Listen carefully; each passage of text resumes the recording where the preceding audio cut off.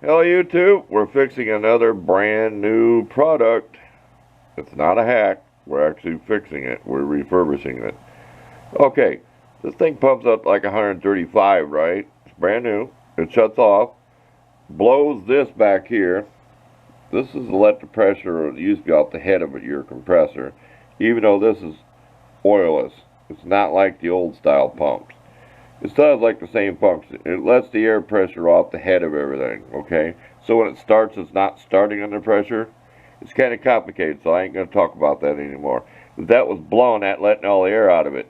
Then the thing wouldn't start because by then they tripped the circuit breaker in it, which I can show you what that is when I get around there. And then you had to let it cool down and set the circuit breaker. Well, we adjusted it. We made this thing shut off at 120.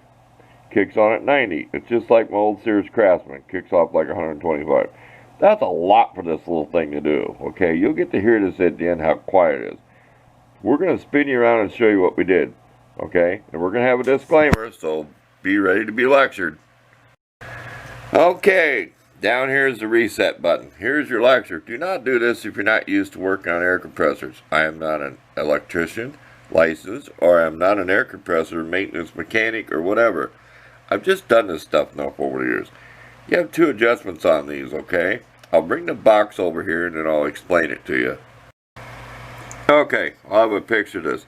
This didn't do anything to adjust the one on the right. See that? Turn clockwise.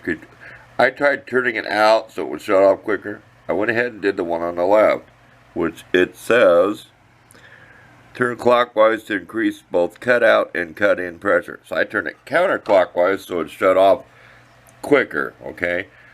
Well, I got it set pretty good, but then I went ahead and went back and played with this one a little bit because it was just under 120 cutting off, but it was just right at 90 when it kicked back in. So I turned this back in a little bit so it would kick off just a little further.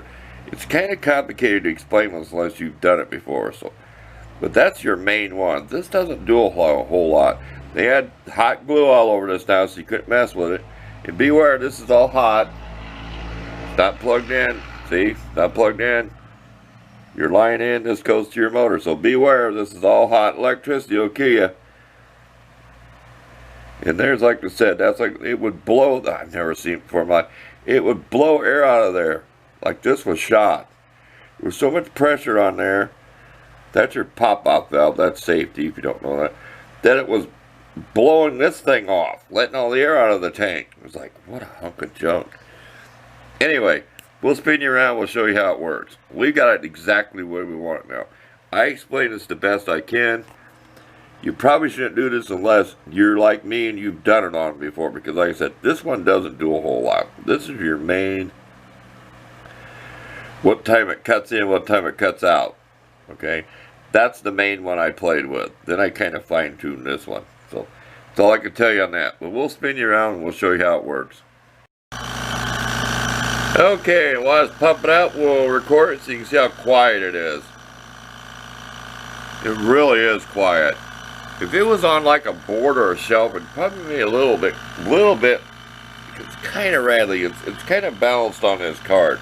But there would have been a plywood base on here. It might affect it a little bit. Let's see if it works.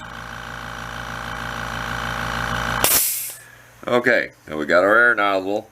We got this about 60. It runs about 50 when you press the nozzle.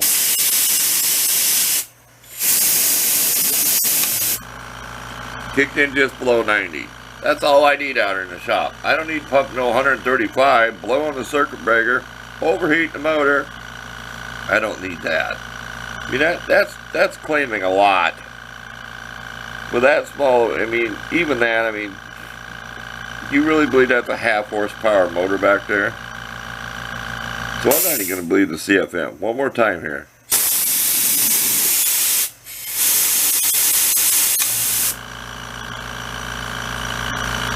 Yeah, I should have videoed it when it was screwed up. I was just yelling and cussing too much. And I've got the extended warranty on this for a year. But I've done this dozens of times. I mean, it's 85 degrees out. It's almost 85 degrees shop now. I've got a fan over here was blowing on it. See the fan? I had it pointed down on there. If I'm going to run this a lot, I think I'll buy me a little fan and put back there. There you go. I'll leave you a couple pictures of it. That's all I can tell you. I explained the best I can on that cut in and cut out and gave you pictures of it. Like I said, I did the little silver one first. That seems to give you your most, well, it always has for me. It gives you the most adjustment of when it's going to kick off and kick in. Then I fine-tune the other one. Because I tried it first. I screwed it out and out and out and out, and it would still not kick off at a lower pressure. Alright, thanks for watching. And I do not get paid to showing these products. This is really not a review. This is my own cash that bought this thing.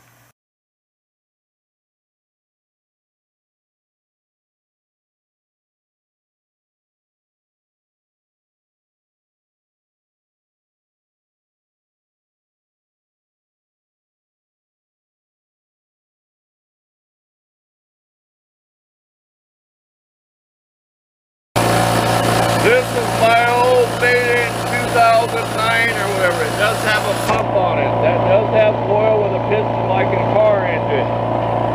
Not oilless. It's not much quieter than them other pancakes, whatever. I can't take it anymore. That's all you get.